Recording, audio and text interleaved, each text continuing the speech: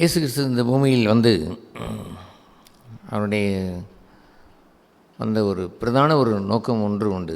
அந்த பிரதான நோக்கம் என்ன என்பது என்னவென்று சொன்னால், அது வேத வாக்கியங்களின்படி அவர் பாவிகளுக்காக தன்னுடைய இரத்தத்தை சிந்தி அவர் ஜீவனை கொடுப்பது தான். ஒரு மனுஷன் திடீரென்று உயிர் போவது வேறு, ஆனால் ஜீவன் தர வேண்டும் என்பதற்காகவே அதுவும் அந்த ஒரு நோக்கத்தை வைத்து வருவது என்பது வேறு. அதுதான் இயேசு பிரானுடைய மரணம். இந்த உலகத்தில் உள்ள எந்த மரணமும் அப்படி இல்லவே இல்லை. இயேசு பிரான் மாத்திரம்தான் அவர் பாவிகளுக்காய் உயிர் தரும்படி தன் சொந்த ஜீவனையே அவர் சிலுவிலே அவர் கொடுக்கும்படி இந்த பூமிக்கு அவர் வந்தார். அவ்வாறு அவர் வந்த பொழுது 33 ஆண்டு காலங்கள் அவர் வாழ்ந்தார். அவருடைய வாழ்க்கையானது எதை நிரூபித்து வாழ்ந்தார் என்றால், அப்பொழுக்கில்லாத இந்த பூமியிலே நாம் பின்பற்றக்கூடிய ஒரு வாழ்க்கையை வாழ முடியும் என்பதை காண்பிப்பதற்காக அப்படி அவர் வாழ்ந்தார். அது மாத்திரமல்ல, வேத வாக்கியத்தின்படி பஸ்கா ஆடு என்று சொல்கிற பழைய ஏற்பாட்டிலே மனுஷனுடைய பாவங்களுக்காக, மனுஷன் செய்த பாவங்களுக்காக ஆடு பலி செய்யப்பட்டது. அந்த பஸ்கா பண்டிகையிலே அந்த பஸ்கா ஆடானது, அந்த பண்டிகையை கொண்டாடுகிற அந்த பஸ்கா ஆடு அடிக்கப்படும் பொழுது அது பழுதற்ற பலியாக இருக்க வேண்டும். அதில் பழுதொன்றும் இருந்துவிடக்கூடாது. ஆகவே இயேசு பிரான் இந்த பூமியிலே பாவம் செய்யாதவராய் அவர் நம்மை போல எல்லா விதத்திலும் சோதிக்கப்பட்டார். அவர் பாவம் செய்யவில்லை, பழுதற்ற பலியாக இருந்தார். அவரை குறித்து அவரை காட்டி கொடுத்து அந்த யூதாஸ் காரியத்தை சொல்லுவான், குற்றமில்லாத இவரை நான் காட்டி கொடுத்து விட்டேனே என்று கடைசியில் புலம்பியவன் நாண்டு கொண்டும் அவன் சாகிறான். அந்த கோர்ட்டில் வந்து நிற்கும் பொழுது பிலாத்து அவரை விசாரித்த பொழுது ஜனங்கள் அவரை பொறாமையினால் கொலை செய்கிறார் என்பதை அவன் யூகித்து கொண்டான். அவன் கூறும்பொழுதும் இப்படித்தான் சொன்னான். அவன் யூகித்து கொண்டது வேறு, அவனுடைய பார்வையிலே வைத்து கொண்டான். ஆனால் அவன் கூறிய வாஸ்தவம் முக்கியமானது.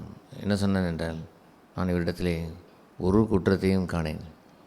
ஆகவே இயேசு பிரான் இந்த பூமிக்கு வரும் பொழுது 33 ஆண்டு காலம் ஏன் வாழ வேண்டியிருந்தது? அவர் பஸ்கா பலியாய் மற வேண்டும். அவர் பழுதற்று அந்த பஸ்காவுடைய அந்த பலியாய் அவர் மரிக்க வேண்டும் என்பதுதான். ஆகவே இந்த பூமியிலே இயேசு பிரான் வந்து தன் ஜீவனை அவர் விட்டார் என்று சொல்லும் பொழுது செத்துப்போனார் என்பது அல்ல, ஏதோ திடீரென்று நடந்த ஒரு விபத்து அல்ல. வேத வாக்கியங்களின்படி அவர் தெய்வம் இந்த பூமியில் வந்த மனுஷனுடைய பாவங்களை போக்கி, மனுஷனுடைய பாவங்களை சிலுவையிலே அவர் அறையப்பட்டு இரத்தத்தை சிந்தி அதை கழுவி அவனுடைய பாவத்தினுடைய கரைகளை முழுமையாக போக்கி பாவம் மன்னிப்பை அருளி பரலோக ராஜ்யத்திலே கொண்டு வந்து சேர்க்க வேண்டும் என்ற ஒரே நோக்கம்தான். மனுஷன் இழந்ததை அவன் அறியாதிருக்கிறான். அவன் வேதம் சொல்கிறது, மனுஷன் இழந்து போனதை தேடவும் ரட்சிக்கவுமே இயேசு பிரான் வந்தார். இதை கேட்கிற அன்பான சகோதர சகோதரிகளே, இயேசு பிரான் இந்த பூமியிலே வந்து இந்த உன்னதமான இந்த நோக்கத்தை நீங்கள் எல்லோரும் அறிந்திருப்பது நலமல்லவா? தெய்வம் தன் ஒரே பேரான குமாரனை அவர் இந்த உலகத்திற்கு தந்தரளி என்று தான் எழுதியிருக்கிறது. அந்த உலகத்திற்கு என்று சொன்னால் கிறிஸ்தவனுக்கு என்று அல்ல, ஏதோ ஒரு யூதேயா தேசம் என்று அதற்கு அல்ல, இஸ்ரவேல் தேசம் என்பதற்காக அல்ல. இஸ்ரவேல் என்ற பகுதி உலக உருண்டையிலே மையப்பகுதி. அந்த உலகத்திற்கு வந்தார் என்று சொல்வதை அந்த மையமான அந்த இஸ்ரவேல் நாட்டிற்குத்தான் அவர் வந்தார். அப்படி அவர் இயேசு பிரான் இந்த பூமியிலே அவர் வந்ததனுடைய நோக்கம் மனுஷன் இழந்ததை மீண்டும் அவன் பெற வேண்டும் என்பதுதான். மனுஷன் நித்திய ஜீவனை இழந்தான், அவனுக்கு மரணம் உண்டானது. மரணம் என்று சொல்கிறது வெறும் சரீர மரணம் அல்ல, தெய்வத்தை விட்டு பிரிந்த ஒரு மரணம். நீங்கள் கீழே இருந்து கூட வானத்தை அண்ணாந்து பார்ப்பதை போல்தான் அவ்வளோ உயரத்திலிருந்து நாம் விழுந்து விட்டோம். மரணம் என்று சொல்கிற நித்திய அந்த கனெக்ஷன், அந்த தொடர்பு, தெய்வத்தோடு வாழ்கின்ற அந்த நித்தியத்தினுடைய உறவு துண்டிக்கப்பட்டு விட்டது. எல்லோரும் மறிப்போம், அது மனுஷனுக்கு ஏற்பட்ட நியதி தான். ஆனால் உண்மை என்னவென்று சொன்னால், மனுஷன் இதல்ல, இதைவிட மோசமான ஒரு மரணம் அவனுக்குள் உண்டு. அது என்ன மரணம் என்றால், நித்திய காலமாய் தெய்வத்தை விட்டு பிரிந்து இந்த பூமியிலே அவன் பிறக்கிறானே, வந்து விழுந்திருக்கிறானே, இதுதான் அந்த மரணம். அதற்கு பெயர் நித்திய மரணம். சரீர மரணம் என்பது வேறு. எல்லோரும் இந்த பூமியிலே வாழ்கின்ற இந்த சரீரத்திலே நித்திய மரணம் என்று சொல்லிற அந்த மரணத்தை தாண்டி அவன் நித்திய ஜீவனை பெற முடியும் என்ற ஒரு வாய்ப்பைத்தான் இந்த பூமியிலே பெற்றிருக்கிறோம். அதற்காகத்தான் இந்த பூமியிலே நாம் வாழுகிறோம். எதற்காக வாழுகிறோம்? இந்த வாழ்க்கையிலே நாம் இழந்து போன அந்த நித்திய ஜீவனை, நித்தியமான அந்த ஜீவனை, உயிரை பெற்றுக்கொள்ள வேண்டும் என்பதுதான். இயேசுபிரான் இந்த பூமிக்கு வந்து சுமார் 2000 வருடங்களுக்கு மேலாக மாறிவிட்டது. அவர் வந்தவருடைய நோக்கம் இந்த 2000 வருடத்தில் இழந்து போன பரலோகத்தை இழந்தவர்களை தேடி ரட்சித்து மீண்டும் அவர்களை தெய்வ ராஜ்யத்திலே கொண்டு வந்து நித்திய ஜீவனை பெறும்படி அவர்களை நிறுத்த வேண்டும் என்பதுதான். ஆகவே அன்பான சகோதர சகோதரிகளே, இந்த வாழ்க்கை சற்று சீர்தூக்கி பாருங்கள். நாம் எல்லோரையும் போல இந்த உலகத்தில் பிறந்து மரித்து போய் தான் வாழ்க்கையா? அதெல்லாம் மரணம். நீங்கள் மரித்தாலும் உங்களுக்குள் இருக்கக்கூடிய அந்த ஆன்மாவானது மீட்கப்படாமல் நித்திய மரணத்தை அடைவது சரிதானா? நீங்கள் இழந்து போன அந்த நித்திய ஜீவனை அந்த வானத்தில் பார்க்கிறீர்களே, அண்ணாந்து பார்த்து இயேசுபிரான் அந்த வானத்தில் தான் வந்த அவர் இறங்கி வந்த அந்த தெய்வபிரான் உங்களை காணாமல் போன இழந்து போனவர்களை கண்டு உங்களுக்காக தன் இரத்தத்தை சிந்தி அதன் மூலமாய் நீங்கள் பாவ மன்னிப்பின் புண்ணியத்தை அடையும் போதும் தெய்வ ராஜ்யத்திற்குள் தெய்வத்தின் பிள்ளையாய் மாறுகிறீர்கள். ஒரு பிள்ளை சாக போயிடுது என்று சொன்னால் ஒரு தாய் தகப்பன் பதறுகிறான், அண்ணன் அக்கால் தங்கி பதறுகிறாள். ஆனால் தன் பிள்ளை நித்திய மரணம் வந்துவிடும். இந்த பிள்ளை தெய்வத்தினுடைய அந்த அனுகிரகம் இல்லை என்றால் இழந்ததை ரட்சிக்க வந்த இயேசுபிரான் மூலமாய் அந்த அழியாத ஜீவனை அவன் பெற வேண்டும். அது இல்லாமல் போய் அவன் மரித்து விட்டால் நித்திய மரணம் நடந்துவிடும் என்ற அந்த எண்ணம் அவர்கள் வருவதில்லை. இந்த உலக மரணத்தை அவர்கள் மனதில் வைத்துத்தான் பதறுகிறார்கள். அதற்காகத்தான் ஓடுகிறார்கள், சாடுகிறார்கள். அதற்காக அவர்கள் பதறுகிறார்கள். மனுஷனோ நித்திய ஜீவனை அடையும்படிக்கு ஆசை கொள்வதில்லை. அது ஏனோ தெரியவில்லை.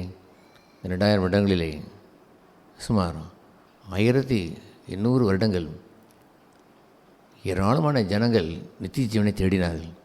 அந்த கடைசி 200 அல்லது 150 வருடங்களில் தான் மனுஷன் மந்த நிலை அடைந்து தன் நிலையை அறியாதவனாய் பணம் பவுசு என்றும் இந்த உலக ஆடம்பரம் என்ற காரியங்களை அவன் கண்டு மண்ணிலே அஸ்திவாரத்தை போட்டுக்கொள்ளலாம் என்று அவன் விரும்புகிறான். அவனோ காலகாலமாய் நித்திய ஜீவனை விரும்பி நாடி தேடி சென்று அந்த மக்களுடைய விருப்பத்தை ஏனோ இழந்து விட்டார்கள். இதுக்கு நன்மான சகோதர சகோதரிகளே, இயேசுபிரான் இந்த பூமியிலே வந்த நோக்கம் உங்களுக்காக எனக்காக மரிப்பதற்கே வந்தார். தன் உயிரை தந்து தன் இரத்தத்தினாலே என்னை மீட்டு நித்திய ஜீவனை அடைய வேண்டும் என்பதற்காகவே அவர் வந்தார். அதை குறித்து இந்த எபிரேயர் 2ஆம் அதிகாரத்தில் இப்படி ஒரு வசனத்தையும் வாசிக்கிறோம். அது என்னவென்றால் 14ஆம் வசனத்தினுடைய அந்த பகுதியிலே, மரணத்திற்கு அதிகாரியாகிய பிசாசானவனை தமது மரணத்தினாலே அழிக்கும்படிக்கு, மரணத்திற்கு அதிகாரியாகிய பிசாசானவனை தமது மரணத்தினாலே அழிக்கும்படிக்கு. இதை கேட்டீர்களா?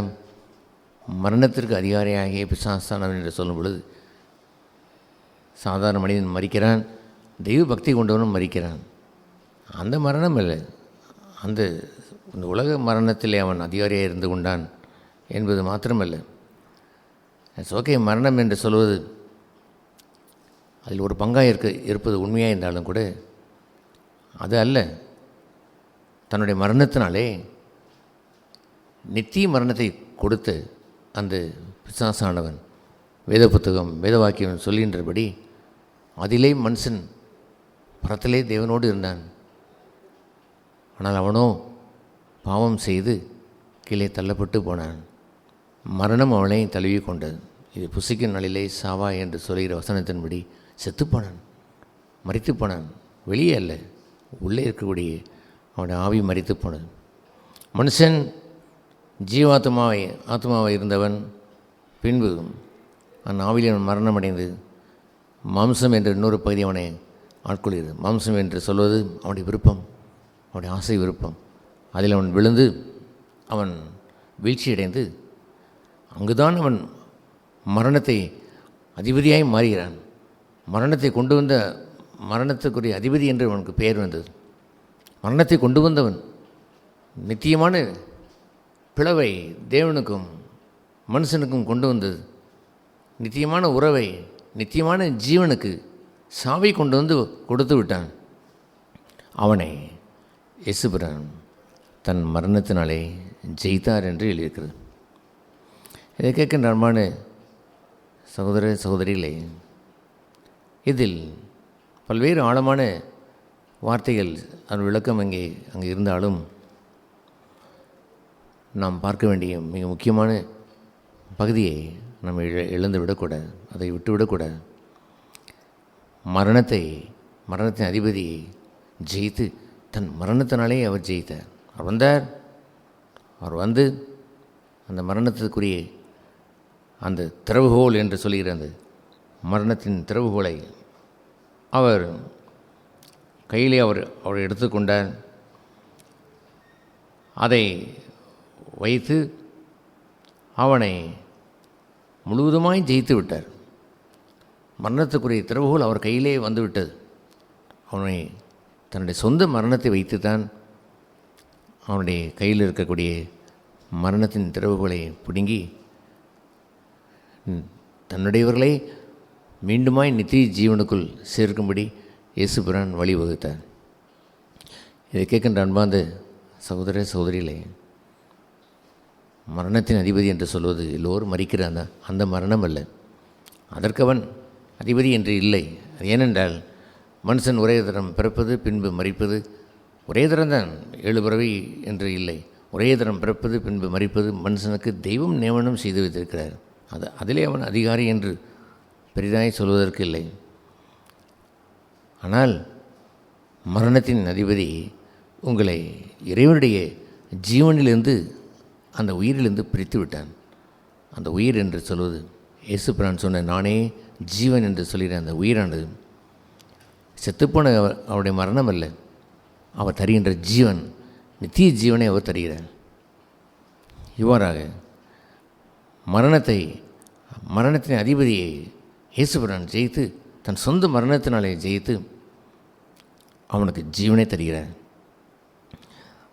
ஆகவே அதை ஜீவகாலமெல்லாம் மரண பயத்தினாலே அடிமைத்தனத்தில் உள்ளானவர்கள் யாவரையும் விடுதலை பண்ணும்படி இயேசுபிரான் அப்படி வந்தார் என்று எழுதியிருக்கிறது. அல்லேலூயா. இவ்விதமாய் மரணத்தின் பயத்திலே அடிமைத்தனத்திற்கு உட்பட்ட யாவரையும் விடுதலை செய்யும்படி வந்தார். மரணத்தின் திறவுகோலை வைத்து அவன் யாதொரு மனுஷன் அவன் இயேசு கிறிஸ்துவை இந்த பங்கை விசுவாசிக்கிறானோ, தான் இழந்த ஒன்றை தர வந்தவர், தான் இழந்ததை மீட்டுக் கொடுக்க வந்தவர், இழந்ததை ரட்சிக்க வந்தவர், மீண்டும் என்னை நித்திய ஜீவனுக்குள் சேர்க்க வந்தவர், அதற்காகவே இந்த பூமிக்கு இறங்கி வந்தவர், வேத வாக்கியங்களின்படி என்னுடைய பாவங்களுக்காக மரித்தவர், இரத்தம் சிந்தியவர் என்று எவன் விசுவாசிக்கிறானோ அவனுடைய விசுவாசம் அவனுக்கு மாபெரும் ரட்சிப்பை, விடுதலை கொண்டு வந்து தரும். விசுவாசம் என்று சொல்வது வெளியிருந்து கேட்டு நாம் சரி என்று கேட்பதல்ல. அது இருதயத்திலே விசுவாசிக்க வேண்டும், பின்பு வாயினால் அறிக்கை செய்ய வேண்டும். அவருடைய இருதயத்திலே அதை விசுவாசித்திருக்க வேண்டும். இது கேட்குற அன்பான சகோதர சகோதரிகளே, இந்த உலகத்திலே இப்படி ஒரு சாம்பர் புதன்கிழமை என்ற ஒரு உலகத்தினுடைய பாரம்பரியமான ஒரு பங்கை வைத்திருப்பார்கள். அது ஏனென்றால் வேதத்தில் இல்லாத ஒரு பகுதி தான் சாம்பல் புதன் என்று சொல்வது. எந்த புதன் சாம்பலாய் மாறியது என்று நமக்கு தெரிவதில்லை. எந்த இடத்திலேயும் இயேசுடைய சுவிசேஷத்திலே மத்தேயு, மார்க்கு, லூக்கா, யோவான் 4 சுவிசேஷத்திலே சாம்பல் புதன் என்று இல்லை. அல்லது இந்த ஒரு 40 நாட்கள் அந்த சாம்பல் புதன் தொடங்கி கறி சாப்பிடக்கூடாது, மீன் சாப்பிடக்கூடாது, அல்லது நல்லது கல்யாணம் நடத்த இயலாது, சடங்கு நடத்த இயலாது, என்னத்தையோ வைத்து ஃபங்க்ஷன்லாம் நடத்த முடியாது, பூ வைக்கக்கூடாது, அந்த நாளிலே மற்ற நாளில் வைத்துக்கொள்ளலாம், அந்த நாளிலே பூ வைக்கக்கூடாது. இதையா அவர் தெய்வம் நம்மிடத்திலே கேட்டார்? இந்த வேத புத்தகத்தில் இல்லாத ஒன்றை சில சமயங்களிலே பாரம்பரியம் என்ற பெயரிலே உலகமெங்கும் அந்த பாரம்பரியத்தை கொண்டாட வைத்துவிட்டு இந்த பிசாசானவன் மரணத்திற்கு அதிபதியாகி தனக்கு சேதம் வராதபடி மரணத்துக்கு அதிபதியாகி அவன் அநேகர் ஜீவனுக்குள் பிரவேசித்து விடாதபடி பாரம்பரியத்தை கொண்டு வந்து வைத்து விட்டான். அதற்கு ஒரு கவர்மெண்ட் ஒன்று லீவு விடுகிறது. எதற்கு லீவு விடுகிறார் என்று அவர்களுக்கு புரிவதில்லை. உலகமெங்கும் அதை வைத்திருக்கிறார்கள். 40 நாட்கள். ஏனென்றால் இயேசுக்காக அழுகிறார்களாம். இயேசு இந்த பூமிக்கு வந்தாரே, பாடுபட்டாரே, அவர் ஒன்றும் 40 நாட்கள் ஒன்றும் பாடுபடவில்லை. அவர் பாடுபட்டதெல்லாம் கடைசி மணி நேரங்கள் தான். 40 நாட்கள் என்று எதையோ மனதில் வைத்து அதை ஒரு நியமனம் செய்து யாரோ ஏற்படுத்தி விட்டதை தொடர்ந்து எல்லோரும் செய்கிறார்கள். நீங்கள் பூ வைக்காவிட்டால், நீங்கள் கறி சாப்பிடாவிட்டால் பரலோகம் சென்று விடலாம் என்று எண்ண முடியுமா? மனுஷன் இதுபோன்ற பாரம்பரியங்களை கைக்குள்ள வைத்து இயேசு எதற்காக இந்த பூமியிலே சிலுவைக்கு வந்தார், மரித்தார் என்பதை பெரிதான இந்த சத்தியத்தை பிசாசானவன் பறித்துவிட பார்க்கிறான். ஆகவே எல்லோரும் கவனமாய் ஒரு 40 நாட்கள் கறி சாப்பிடாமல், எந்த விதமான நல்லது பொல்லது இல்லாமல், ஒரு திருமணம் காட்சி என்று நடக்காமல் இருந்துவிட்டால் கதை முடிந்தது போல் எண்ணிக்கொண்டிருக்கிறாள். இயேசுபிரான் சொன்னது என்னவென்றால், தன்னுடைய மரணத்தை அவர் சொல்லும் பொழுது, எனக்காக அழாதீர்கள், எனக்காக அழுதீர்கள், அழாதீர்கள் என்று அவர் ஸ்ட்ராங்காய் சொல்லினது மாத்திரமல்ல, தொடர்ந்து அழுது கொண்டே இருந்தார்கள். எப்படி அவள் அழுகை நிறுத்தது என்று பார்த்தார். கேளுங்கள் எருசலேம் குமாரத்திலே, உங்களுக்காக அழுங்கள், போய் நீ எனக்காக அழாதீர்கள். நான் யார் என்றால் தெய்வத்தின் சித்தத்தை, பிதாவின் சித்தத்தை நிறைவேற்றுகிற பச்சை மரம், நீங்களோ பட்டமரமாக இருக்கிறீர்கள். போய் உங்களுக்காக நீங்கள் அழுது நான் வாழ்கின்ற இந்த வாழ்க்கையை நீங்களும் வாழும்படி சிலுவையை நீங்களும் எடுத்து பின்பற்றுங்கள். நான் என் சொந்த சித்தம் செய்யாமல் பிதாவின் சித்தம் செய்தேனே, அதுபோலவே நீங்களும் உங்கள் வாழ்க்கையிலே சொந்த வழியிலே போகாமல் தெய்வத்தின் வழியிலே நடுவுங்கள். உங்கள் சொந்த வழிக்காக அழுங்கள். என் சித்தத்தின்படி நான் செய்கிறேனே, நானாகவே இச்சித்து மோகித்து நானாகவே ஒன்றை பாவத்தை நான் செய்கிறேனே, என் இஷ்டப்படி நடந்தேன் ஐயோ என்று கதறி போய் அழுங்கள். நான் பச்சை மரமாக இருக்கிறேன். இயேசு ஒன்றும் இவர் என்ன இவர் பட்ட மரமாய் இல்லை, சாம்பலாய் ஒன்றும் இல்லை, சாம்பல் பூத்த மரமாய் அவர் இல்லை, பச்சை மரமாக இருந்தார். நீங்கள் தான் பார்ப்பதற்கு சாம்பலை போல் இருக்கிறீர்கள். நீங்கள் உங்கள் பாவத்திற்கு துக்கம் கொண்டாடுங்கள். அந்த நாளிலே பாவம் செய்கிற ஒருவன் சாம்பலிலே உட்கார்ந்து, தாவீது என்ற ஒரு அரசன் பாவம் செய்த பொழுது சாம்பலிலே ரெட்டு உடுத்தி சாம்பலில் உட்கார்ந்து அழுதான். அதை செய்யுங்கள். உங்களுடைய வாழ்க்கை தான் சாம்பலாக இருக்கிறது, நான் பச்சை என்று சொன்னேன். ஆகவே இது போன்ற ஒரு நிகழ்ச்சியின் மூலமாய் பெரிதான ஒரு வல்லமையான இறைவனுடைய அந்த பங்கை இந்த உலகத்தின் அதிபதி தந்திரமான பிசாசு என்று இருக்கிறது. அவன் அதை சுண்டிவிட்டு மக்களை விட்டு பிரிக்க பார்க்கிறான். இந்த பாரம்பரியங்களை கை கொண்டு விட்டால் சரியாக போய்விட்டது, நான் ஒரு கிறிஸ்தவன் என்று என்னபடி செய்து விட்டான். அதை செய்து விட்டால், அவருக்கும் அழுது விட்டால், நாம் உபவாசம் இருந்து விட்டால், சாப்பாட்டை கொஞ்சம் குறைத்து விட்டால், கறி சாப்பிடாமல் இருந்து விட்டால், கல்யாணத்தை நடத்தாமல் அன்றைக்கு இருந்து விட்டால், நாம் நிரந்தரமான ஒரு பங்கை பெற்று ஜீவனை அடைந்து விடலாம் என்று இந்த உலகத்திலே கிறிஸ்தவ வாழ்க்கைக்கு குந்தகம் விளைவிக்கிறதை போல் அந்த சாம்பர் புதன்கிழமை ஏற்பட்டு விட்டது. அறியாமையிலே, தாங்களே அறியாமலே அதை செய்கிறார்கள் என்று சொல்கிற ஒரு பங்கை நாம் என்னவென்று சொல்வது? வேதம் அறிந்தவர்கள் கூட பாரம்பரியம் ஒன்று வைத்திருக்கிறார்கள், அதை செய்வோம். யாரோ ஏற்படுத்தின இந்த சாம்பல் புதன் அதை நான் கைக்கொள்வோம் என்று எண்ணுவது சரிதானோ? அன்பான சகோதர சகோதரிகளே, உங்களை தேடி வந்து இயேசுபிரான் உங்களுக்காக மரிக்கும்படியே வேதவாக்கியங்கள் நிறைவேறும் பொருட்டு வருடங்களுக்கு முன்பாகவே 6000 வருடங்களுக்கு முன்பாகவே வேத வாக்கியத்தில் எழுதப்பட்ட வருவார், இயேசு வருவார், இந்த உலகத்தினுடைய பாவங்களுக்காக மரிக்க வருவார், மரித்து மரணத்தின் அதிபதியாகி அந்த பிசாசானுடைய கையில் இருக்கிற மரணத்தினுடைய திறவுகளை பிடுங்கி ஜெயித்து இனியும் மரண பயம் இல்லை என்று ஜீவனை கொடுக்கவே அவர் வந்தார். இதை கேட்குற அன்பான சகோதர சகோதரிகளே, கிறிஸ்தவம் ஒரு நாளும் பாரம்பரியத்திற்குள் போனதில்லை, பாரம்பரியத்திற்கு போகவும் கூடாது. மெய் கிறிஸ்தவம் போய்விடக்கூடாது. வேதத்தில் இல்லாத ஒன்றை அனுசரணம் என்று சொல்லிவிடக்கூடாது. அது இயேசுபிரான் குறிப்பிடும் பொழுது, நீங்கள் மனுஷனுடைய பிரமாணத்தை பாரம்பரியத்தை பின்பற்றி கொண்டு என்னை புறக்கணித்து விட்டீர்கள் என்று சொன்னார். அப்படித்தான் பிசாசானவன் தந்திரத்தை செய்து தெய்வம் கொண்டு வந்த ரட்சிப்பை புறக்கணிக்கும்படி செய்கிறான், அதை அகற்றும்படி அதை செய்கிறான். நீங்கள் அழுங்கள், நீங்கள் ரெட்டுடுத்தி மனம் வருந்தி இயேசுபிராண்டத்தில் வந்து, இயேசுபிரானே, என் சொந்த விருப்பத்தின்படி காமம் கொண்டேன், என் சொந்த இச்சையின்படி, என் சொந்த சித்தத்தின்படி நான் தெய்வத்திற்கு விரோதமான குற்றங்கள் பல புரிந்தேன். நீ தந்த இந்த சரீரத்திலே ஏராளமான பாவங்களை நான் செய்திருக்கிறேன். கையில் செய்த பாவங்கள் ஏராளம், கண்கள் செய்கிற பாவங்கள் ஏராளம், என் இருதயம் செய்கிற பாவங்கள் ஏராளம், என் கால் விரைந்து சென்ற பாவங்கள் ஏராளம். இறைவா, நான் வருந்துகிறேன். என்னை மீட்டெடுக்க வந்தவரே, தயவாய் உடைய வேத வாக்கியங்கள்படி உயிர் தந்தவரே, என் பாவங்களை கழுவும். இனியும் மரண பயம் வந்துவிடாதபடி ஜீவன் எனக்கு தாரும். நானே ஜீவன் என்று சொன்னீரே, அந்த பரிபூர்ண ஜீவன் எனக்கு தந்து நித்தியமான அந்த வாழ்க்கையை எனக்கு தாரும். கிறிஸ்துவுக்கு உரியவர்கள் இனி மரிப்பதில்லை என்று எழுதியிருக்கிறதே, அவர்கள் மரணம் என்று சாதாரண உலகத்துக்குரிய மரணமாய் வந்தாலும் அவர்களோ கடவுளோடு ராஜ்யத்திலே பத்திரமாய் போய் சேர்வார்கள். அவர்களுக்கு மரணம் இல்லை. தெய்வத்தையும் அவர்கள் இனி பிரிப்பதற்கென்று, நித்திய ஜீவனை குலைப்பதற்கென்று எந்த மரணமும் சம்பவிக்க போவதில்லை. இந்த உலக வாழ்க்கையிலே நிறைவடைந்து உள்ள மரணம் வேறு, அது நித்தியத்துக்குரிய மரணம் அல்ல. இந்த வாழ்க்கையிலே யாதொரு மனுஷன் இயேசுபிரான் கொண்டு வந்த மரணத்தின் அதிகாரியாகிய பிசாசானவனை தன் சொந்த மரணத்தினாலே அழித்து மனுஷனை விடுதலை செய்ய வந்த இந்த பாக்கியத்தை நாம் எல்லோரும் பெற்றுக்கொள்ள வேண்டும், எல்லோரும் பெற்றுக்கொள்ள வேண்டும். அல்லேலூயா. எத்தனை வருடங்கள் வாழ்கிறோம் என்பது இல்லை, சீக்கிரத்தில் மரித்தும் போகக்கூடும். 100 வயதும் வாழ்ந்தால்தான் என்ன, கொஞ்ச காலம்தான், அதெல்லாம் கணக்கில் அடங்குமா? நித்திய ஜீவனை இழப்பது இந்த பூமிக்குரிய வாழ்க்கைக்கு எதுவும் சமமானது அல்ல.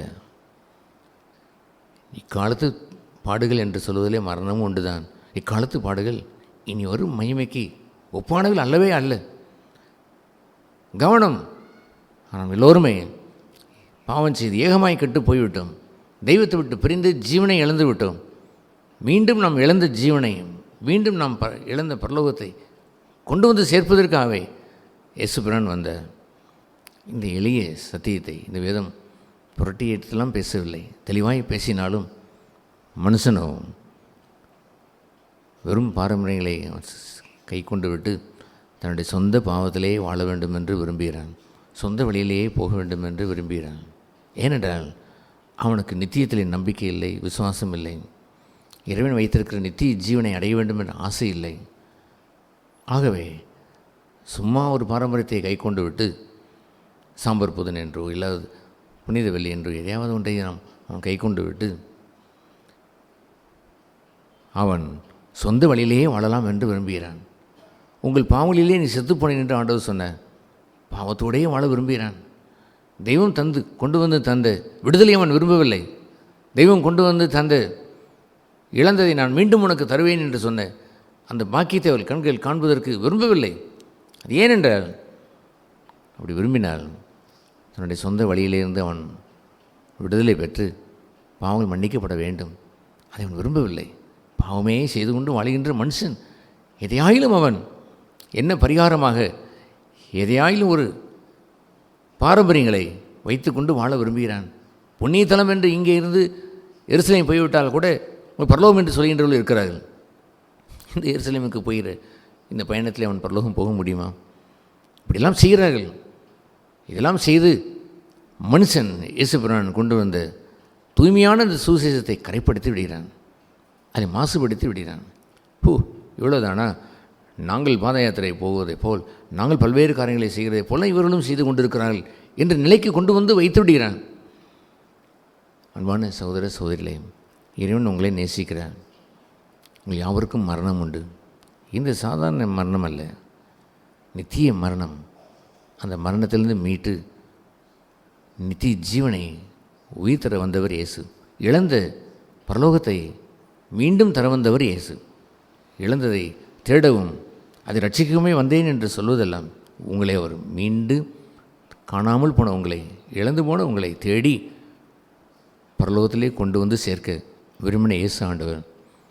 அவர் விசுவாசிகள், அவரை விசுவாசித்து அவரை உங்கள் சொந்த இரட்சகராக ஏற்றுக்கொள்ளுங்கள்.